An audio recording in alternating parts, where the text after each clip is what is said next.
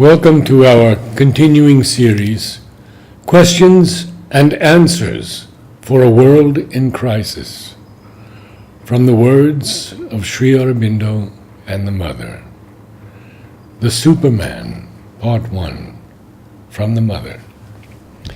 First of all, we must be careful in our attempt to conceive the future man or Superman, not to adopt an actual type of man, perfecting or aggrandizing him.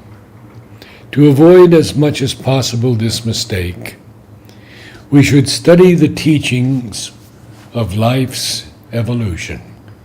We have already seen that the appearance of a new species always announces the manifestation on Earth of a new principle, a new plane of consciousness, a new force or power.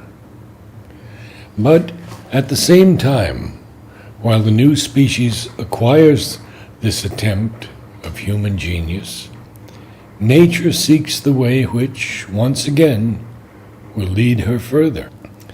1,500 million men since, perhaps 1,500 centuries, wander without finding this way. Among the multitude of the ways over which all the efforts of their progress are scattered. In this domain, as in all the others, only one is good. It is the way of synthetic perfections. We are to discover it. And who among men dares to venture elsewhere than on the easy and well-beaten tracks? Who, knowing that there is another path which goes further, accepts to lose all in order to find it, perhaps, to lose all in walking alone, thinking alone, always apart from the others, not even certain of attaining what he seeks. Try not to discover this one among the men who excel and shine, for these excel and shine only in being somewhat more perfectly similar to their own kind. Precious stones also excel and shine among all the other stones. But the most beautiful gem is outside the series of chemical combinations from whence comes forth life. In the same way, ascending the series of forms, the most beautiful tree of the forest is outside the lines of evolution, which lead the biological process up to the animal, up to man. And once again, among men, the most admired, the most famous, the most artistic, the most learned, the most religious, may well find himself far off the way, leading from man to Superman. Each race, each civilization, each human society, each religion represents a new attempt of nature, one more effort, adding to the long series of those she multiplied during countless time. Now, as among all the animal forms, there was one from which man was to come forth, so also among the social and religious species must one be born from which someday will come forth the Superman. For it is this which nature seeks in all her successive attempts. From the first germination of life until man, until the God who shall be born of him. In the multitude of men, she seeks the possibility of the Superman, and in each one of them she aims towards the realization of the divine. It is true that some men, very few, have lived in that world beyond, which we may call the spiritual. Some have been, indeed, the living incarnations of that world on earth.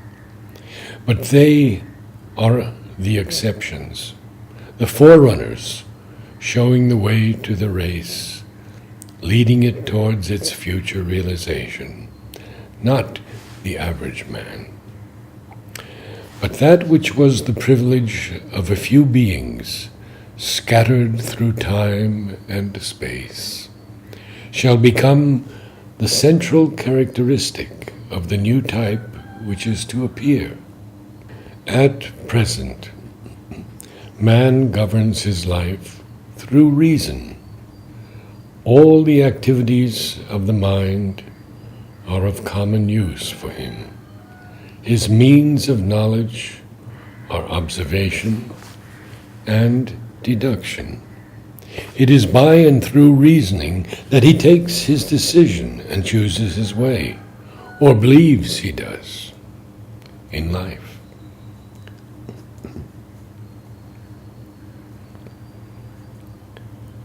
The new race shall be governed by intuition, that is to say, direct perception of the divine law within.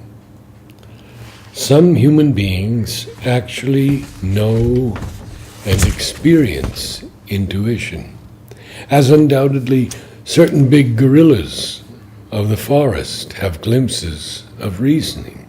In mankind, the very few who have cultivated their inner self, who have concentrated their energies on the discovery of the true law of their being, possess more or less the faculty of intuition. When the mind is perfectly silent, pure like a well-polished mirror, immobile as a pond on a breezeless day, then from above, as the light of the stars drops in the motionless waters, so the light of the supermind of the truth within shines in the quieted mind and gives birth to intuition. Those who are accustomed to listen to this voice out of the silence take it more and more as the instigating motive of their actions.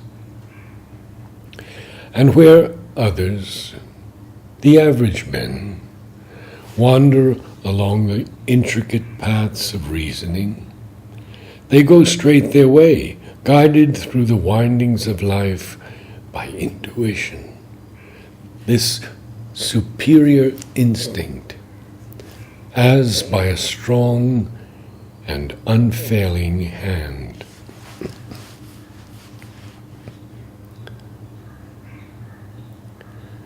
This faculty, which is exceptional, almost abnormal now, will certainly be quite common and natural for the new race, the man of tomorrow. But probably the constant exercise of it will be detrimental to the reasoning faculties.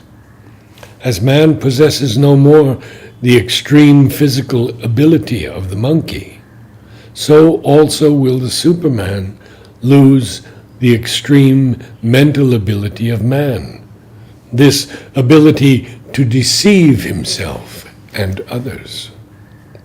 Thus, man's road to supermanhood will be open when he declares boldly that all he has yet developed, including the intellect of which he is so rightly and yet so vainly proud, is now no longer sufficient for him, and that to uncase, discover, set free this greater power within shall be henceforward his great preoccupation. Then will his philosophy, art, science, ethics, social existence, vital pursuits be no longer an exercise of mind and life for themselves in a circle, but a means for the discovery of a greater truth behind mind and life, and the bringing of its power into our human existence.